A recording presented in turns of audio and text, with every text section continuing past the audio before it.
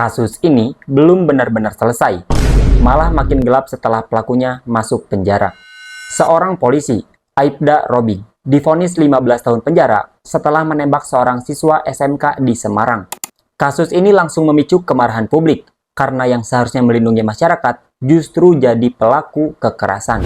Banyak yang berharap setelah divonis dan dipenjara, semuanya akan selesai, dan pelaku bisa mempertanggungjawabkan perbuatannya. Tapi ternyata ceritanya tidak berhenti sampai di situ. Di dalam lapas, petugas mulai melihat hal yang tidak biasa.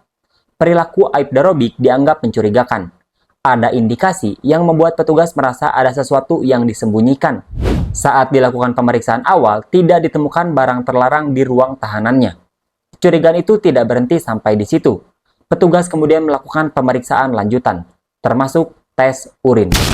Dan dari situ mulai terungkap fakta baru. Hasil tes menunjukkan positif narkoba. Ini yang membuat kasusnya semakin serius.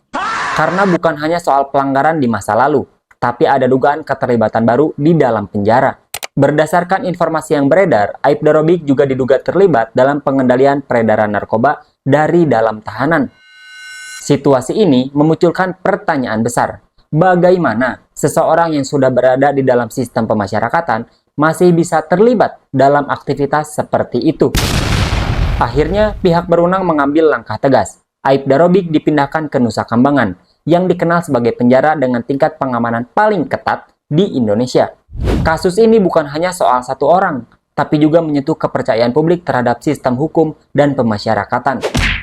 Kalau di dalam penjara saja masih bisa terjadi hal seperti ini, seberapa efektif sebenarnya sistem yang kita punya? Menurut kalian, ini benar-benar hanya oknum atau ada masalah yang lebih dalam yang belum terselesaikan?